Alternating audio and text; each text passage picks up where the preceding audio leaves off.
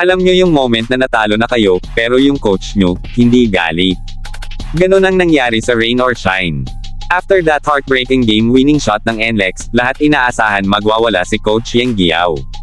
Pero kabaliktaran ang nangyari. Kalmado siya. At doon nagsimula ang mas malaking kwento. Mga kahoops, matapos talunin ng NLEX ang Rain or Shine via clutch shot ni JB Bahio, marami ang nagulat sa reaction ni Coach Yeng. Walang sigaw, walang sisi, walang drama. Ayon sa kanya, hindi raw mahalaga ang maging number 1 sa standings. Ang goal nila, simple lang, siyam na panalo, para makuha ang twice the beat advantage sa quarterfinals. At sa totoo lang, may punto siya. Kasi kahit natalo sila, maganda pa rin ang laro ng Rain or Shine.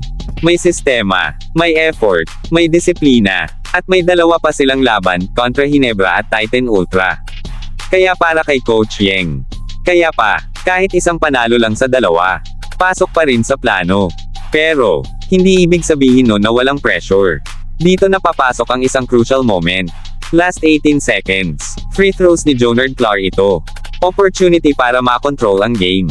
Pero hindi pumasok. At dito, maraming fans ang napareact. Pero si Coach Yeng, hindi rin nagalit. Sabi niya, nangyayari talaga yan. Pero dapat daw, matuto, magmarka sa isip, para next time, handa ka na. At si Clar ito mismo, umamin.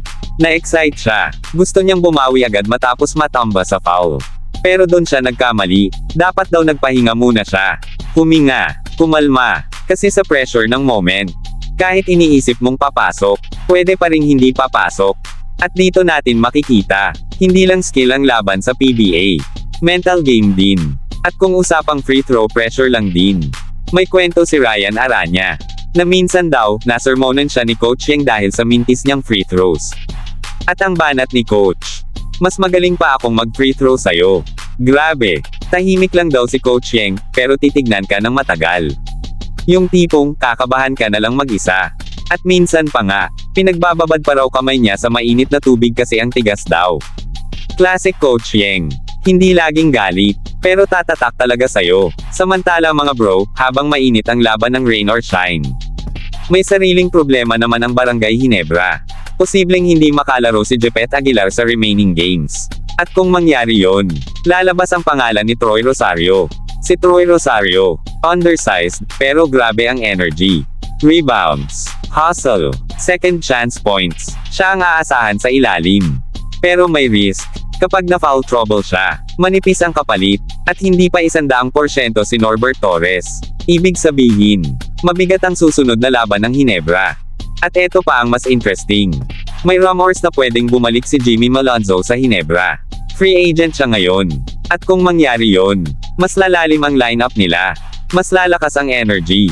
At mas magiging delikado sila sa playoffs. Kaya mga bro, sa dami ng nangyayari, Rain or Shine na kalmado pero delikado.